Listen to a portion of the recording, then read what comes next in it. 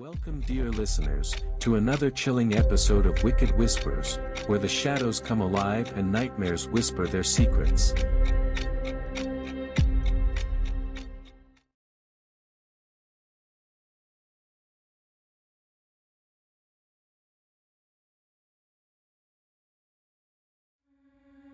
Tonight, we venture into the remote Ural Mountains of Russia to uncover the eerie and perplexing mystery of the Dyatlov Pass Incident. Prepare yourselves for a journey into the unknown, as we delve into a tale of terror and intrigue that has baffled investigators for over 6 decades.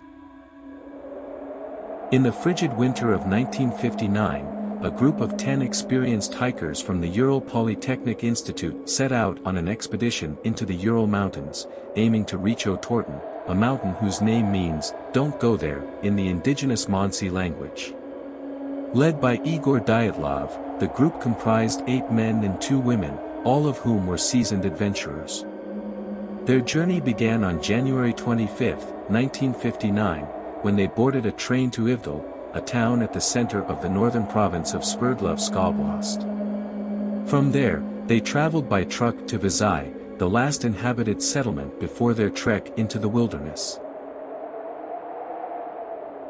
On January 27th, they began their expedition on foot, brimming with excitement and determination.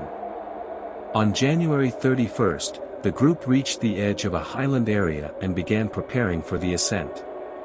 They cached surplus food and equipment in a wooded valley, intending to retrieve it on their way back. The next day, February 1st, they began their climb. Despite worsening weather conditions, they pressed on, documenting their progress with photographs and diary entries. The last photograph taken by the group shows them smiling and posing together, unaware of the fate that awaited them. By the evening, they had pitched their tent on the eastern slopes of Kholat Syakhl, a name that ominously translates to Dead Mountain. When the group failed to return as scheduled, a search party was dispatched on February 20th. Relatives, fellow students, and teachers joined the search, hoping to find the missing hikers alive. On February 26th, the search party made a grim discovery: the group's tent, half buried in snow, torn open from the inside. All their belongings, including shoes and warm clothing, were left behind. A trail of footprints, made by people wearing only socks or even bare feet, led down the slope to the edge of a nearby forest. There, under a large cedar tree, the searchers found the remains of a small fire and the first 2 bodies, Yuri Doroshenko and Yuri Krivonischenko, both shoeless and dressed only in their underwear. Their hands were severely bruised, suggesting they had tried to climb the tree, perhaps in a desperate attempt to escape something or to find shelter from the biting cold. As the search continued, more bodies were found. The next 3 were located between the cedar tree and the tent, seemingly attempting to return to the campsite. Igor Dyatlov, Zinaida Kolmogorova, and Rustam Slobodin were all found in various states of undress, with Slobodin having a small crack in his skull that, while serious, was not deemed fatal. It wasn't until May 4th, after the snow began to melt, that the remaining 4 bodies were discovered in a ravine further into the woods. They were better dressed than the others, suggesting they had taken clothes from those who had died earlier. However, their deaths were even more mysterious. Nicholas Thibault-Brignol had a massive skull fracture, and Ludmila Dubinina and Semyon Zolotaryov both had severe chest fractures that experts compared to the force of a car crash. Strangely, Dubinina was also missing her tongue, eyes, part of her lips, and facial tissue. The autopsies revealed no external wounds that could explain the deaths, and the area showed no signs of struggle.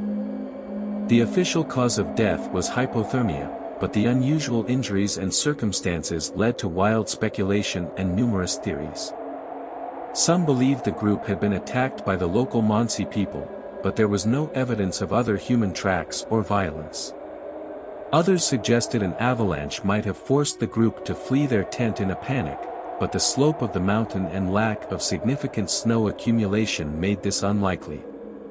Supernatural theories abound, with some suggesting the hikers encountered a Yeti or were frightened by UFOs. Indeed, several hikers and locals reported seeing strange orange orbs in the sky around the time of the incident.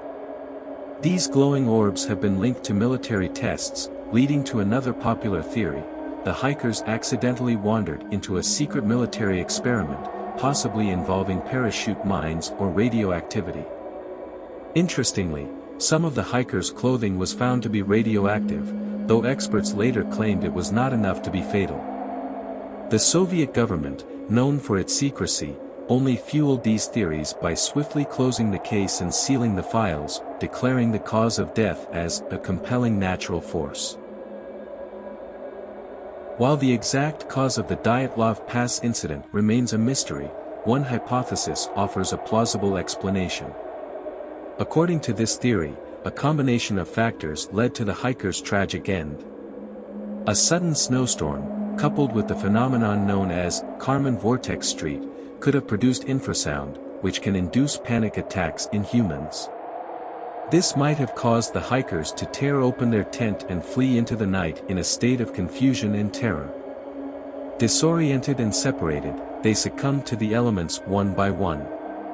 Some, like Dubinina and Zolotaryov, fell into the ravine and suffered fatal injuries, while others, weakened by hypothermia, could no longer continue. The removal of Dubinina's tongue and eyes could be attributed to scavenging animals during the months before their bodies were discovered. The Dyatlov Pass incident remains one of the most baffling and eerie mysteries of the 20th century. Despite numerous investigations and theories, the true cause of the hikers' deaths is still unknown. It serves as a chilling reminder of the unforgiving power of nature and the enduring allure of the unexplained. Thank you for joining us on this harrowing journey into the heart of one of history's most perplexing mysteries.